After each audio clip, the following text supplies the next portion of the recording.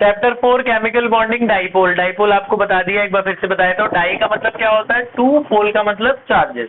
तो when two equal and opposite charges placed at very small distance, जैसे plus और minus, एक proton एक इलेक्ट्रॉन पास पास आ जाए तो ये डाइपोल बन जाता है। तो डाई का मतलब टू और पोल का मतलब चार्जेस है। तो इस केमिस्ट्री में डाइपोल कैसे बनता है आपको बताया कि जब कोई इलेक्ट्रोनेगेटिव एलिमेंट लाइक फ्लोरीन, कौन कौन इलेक्ट्रोनेगेटिव एलिमेंट है, fluorine, oxygen, nitrogen, fluorine, oxygen, nitrogen, इनमें से कोई भी अगर किसी के साथ इलेक्ट्रॉन शेयर करता है तो वो क्या करता है, दूसरे के इलेक्ट्रॉन को अपने पास खींच लेता है। तो इस पे पार्शियल नेगेटिव चार्ज आ जाता है और दूसरे पे पार्शियल पॉजिटिव चार्ज आ जाता है, तो ये एक डाइपोल बन जाता है। तो इक्वल एंड अपोजिट चार्जेस को क्या कहते हैं, सिस्टम को डाइपोल। फिर डाइपोल मूवमेंट मतलब इसकी वैल्यू क्या होती है, डाइपोल मूवमेंट का मतलब इसकी वैल्यू क्या होगी। डाइपोल क्या, डाइपोल समझ में आ गया क्या होता है, two equal and opposite charges system is called a dipole. ये डाइपोल का प्रेजेंटेशन है, एरो जिधर दिखाओगे उधर इलेक्ट्रॉन जा रहा है और जिसकी तरफ प्लस दिखाओगे इसका मतलब वो इलेक्ट्रॉन दे रहा है। तो डाइपोल मूवमेंट क्या होता है, डाइपोल मूवमेंट तो होता है इन पे जो चार्ज है इनटू इनके बीच का डिस्टेंस, चार्ज इनटू डिस्टेंस को क्या बोलते हैं, डाइपोल मूवमेंट।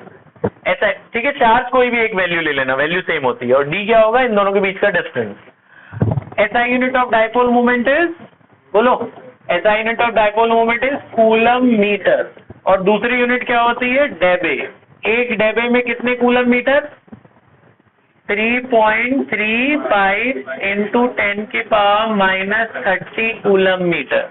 अब 4 क्वेश्चन सुनिए जो हमारे एनसीईआरटी में पैराग्राफ के बीच बीच में है और आपसे पूछे जा सकते हैं। पहला question, why dipole movement of VeF2 is 0।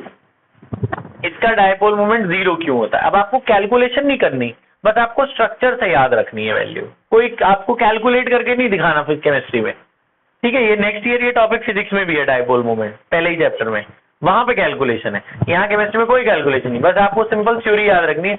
एक एक दो दो नंबर के क्वेश्चन आते हैं, जैसे ये BeF2 मॉलिक्यूल का डाइपोल मूवमेंट, इसका जो म्यू होता है वो 0 होता है, क्यों। सुनो, आपने क्या लिखना है पेपर में, आपने लिखना है BeF2 में 2 डाइपोल बनते हैं। ध्यान बेटा बोर्ड की तरफ, BeF2 का स्ट्रक्चर ऐसे बनता है।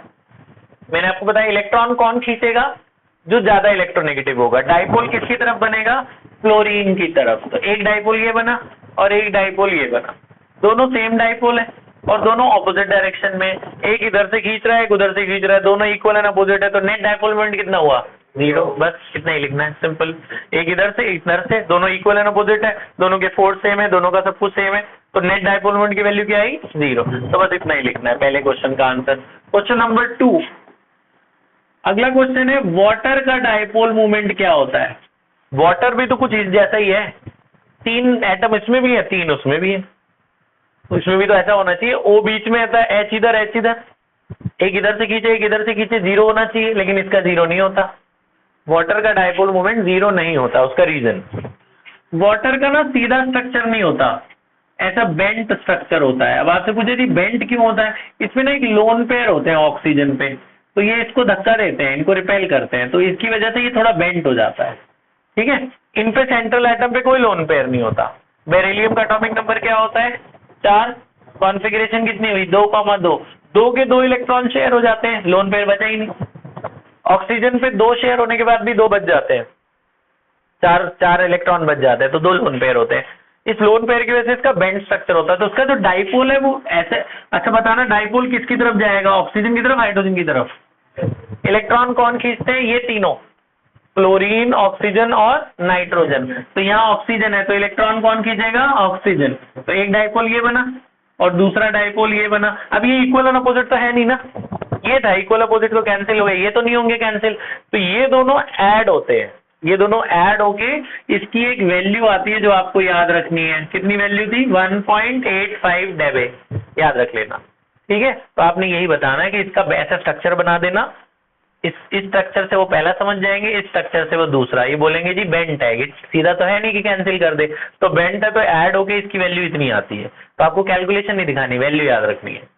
नेक्स्ट क्वेश्चन, अब आया एक मॉलिक्यूल BF3 मॉलिक्यूल, बोला इसका 0 होता है, क्यों। BF3 मॉलिक्यूल का डाइपोल मोमेंट 0 कैसे, इसमें तो 3 है, जैसे 2 का तो समझ में आता है कैंसिल हो गए, 3 वाले कैसे कैंसिल हो गए। 2 में एक इधर है कैंसिल हो गया। 3 का कैसे, देखो ऐसा बनता है BF3, ध्यान इधर बोर्ड की तरफ, BF3 मॉलिक्यूल का ऐसा बनता है बेटा स्ट्रक्चर। कितने डाइपोल हुए, 3। बॉन्ड के इलेक्ट्रॉन किसकी तरफ जाएगा, फ्लोरीन की तरफ। एक डाइपोल, दूसरा डाइपोल और तीसरा डाइपोल, 3 डाइपोल बन गए। अब होता क्या है, वो कहते हैं ये जो 2 नहीं है, अच्छा इन सब के, इन तीनों के बीच में एंगल 120 डिग्री होता है बेटा। इधर भी 120, इधर भी 120, इधर भी 120, टोटल 360 हो गया ना। 120 120 120 कितना हो गया, 360। ये बोलते हैं इन दोनों का जो रिजल्टेंट है, रिजल्टेंट का मतलब टोटल, इन दोनों का जो रिजल्टेंट है, रिजल्टेंट, इसकी जो वैल्यू होती है ना, वो तीसरे वाले के इक्वल एंड अपोजिट है। तो ये इसको कैंसिल कर देता है। ये अकेला इन दोनों के सम के बराबर है, ये जो अकेला है इन दोनों के किसके बराबर है, सम के बराबर। तो इन दोनों का टोटल तीसरे के टोटल के इक्वल एंड अपोजिट है। तो ये इस जैसा बन गया ना, ये दोनों मिलके समझ लो ये है। तो ये तीसरा मॉलिक्यूल बॉन्ड है, डाइपोल है, और एक ये तो आपका ये वाला था, है ना। तो ये रिजल्टेंट तीसरे वाले को कैंसिल कर देता है, इसलिए इसका डाइपोल मोमेंट 0 है। अब आपसे कोई पूछे, पेपर में इतना ही लिखना है, आपसे मैं आपको एक्स्ट्रा एक चीज करके दिखा दूं, ये दोनों इसके इक्वल कैसे हो गए। जैसे इन दोनों को टोटल करें तो इस अकेले के इक्वल कैसे आ गया, वो करके दिखाता हूं मैं आपको। देखो जरा ध्यान से, ये है ना मॉलिक्यूल, इनके बीच में एंगल कितना था, 120 डिग्री। ये डाइपोल बन रहे थे, ये तीनों अलग अलग डाइपोल थे ना। मान लो इसके बीच का डाइपोल है म्यू, इसके बीच का भी म्यू है, इसके बीच का भी म्यू है, तो टोटल 3 म्यू हो गए ना। देखा जाए तो इन दोनों का टोटल म्यू तो नहीं आना चाहिए, देखते हैं क्या आता है। इन दोनों का टोटल भी वो कहते हैं इसी के बराबर आ रहा है, म्यू के बराबर आ रहा है। कैसे, वो रिजल्टेंट वाला फॉर्मूला आया था फिजिक्स में, क्या फॉर्मूला था, a² + b² + 2ab cos theta. इनके बीच में कितना एंगल है, 120। मैंने आपको बताया था करके कि cos 120 की वैल्यू क्या होती है, -½ क्वाड्रेंट रूल से, 180 - 60 से। तो ये a है, ये b है। a की वैल्यू कितनी है, म्यू, a की वैल्यू म्यू है, b की वैल्यू भी कितनी है, म्यू। यहाँ a की जगह म्यू डाल दो, b की जगह भी म्यू डाल दो। cos 120 क्या डालोगे, -½ ये इससे कट गया, कितना आया, μ² कितना हुआ, 2μ²। यहाँ पे प्लस माइनस क्या हुआ, माइनस म्यू इंटू म्यू क्या हुआ, μ²। 2μ² से एक गया, क्या बचा, μ²। इससे कट गया, वैल्यू कितनी आई, म्यू। तो जो रिजल्टेंट आ रहा है वो भी कितना आ रहा है, म्यू, और ये इसके इक्वल एंड अपोजिट नहीं है, तो कैंसिल कर देगा। इसलिए तो अगर प्रूफ आए तो ऐसे कर सकते हैं, लेकिन प्रूफ आता नहीं है केमिस्ट्री में। केमिस्ट्री में बस ये आएगा, वर्बली बताना है आपने कि इन दोनों का जो टोटल आ रहा है वो भी इसके बराबर आ रहा है और वो उसके अपोजिट आ रहा है। तो अपोजिट आ रहा है तो कैंसिल करके नेट डाइपोल मोमेंट कितना आ गया, 0। आई बात समझ में। तो ये तो मैंने आपको फिजिक्स के फॉर्मूले से इसका प्रूफ किया। तो आप ये कर सकते हो, कोई भी फॉर्मूला कहीं भी लग सकता है, वो वैलिड होता है। मैथ्स का प्रूफ फिजिक्स में लगाते हैं हम लोग, ये सब साइंस की ब्रांचेज हैं, सब आपस में कनेक्टेड है। ये बात समझ में आ गई यहाँ से, ठीक है। तो इनका जो रिजल्टेंट है वो तीसरे वाले के इक्वल अपोजिट है, इसलिए कैंसिल हो जाता है। तो नेट डाइपोल मोमेंट कितना आता है, 0। लास्ट क्वेश्चन नंबर 4, ये बहुत बार आता है, ये इंपॉर्टेंट है जी। तीसरा वाला ध्यान से सुनना, तीसरा स्ट्रक्चर, लास्ट क्वेश्चन, ये 2 मार्क का है पूरा, ठीक है। करें, सुनिए ध्यान से बेटा। क्वेश्चन है NH3 मॉलिक्यूल और NF3 मॉलिक्यूल, अमोनिया है ये पहला वाला। दूसरा वाला है नाइट्रोजन ट्राइफ्लोराइड। NH3 और NF3 में किसका डाइपोल मोमेंट ज्यादा और क्यों, ठीक है, करके देखते हैं। NH3, पता है NH3 में नाइट्रोजन के साथ कितने हाइड्रोजन है, 3, और एक लोन पेयर होता है बेटा। लोन पेयर को ऐसे दिखाते हैं बैलून से। NF3 मॉलिक्यूल में भी नाइट्रोजन के साथ कितने हैं, 3 फ्लोरीन है, और इसमें भी एक लोन पेयर है। पता है नाइट्रोजन और हाइड्रोजन में डाइपोल किसकी तरफ बनेगा, जो इलेक्ट्रोनेगेटिव है। कौन है इलेक्ट्रोनेगेटिव, नाइट्रोजन। तो इलेक्ट्रॉन कौन खींचेगा, नाइट्रोजन।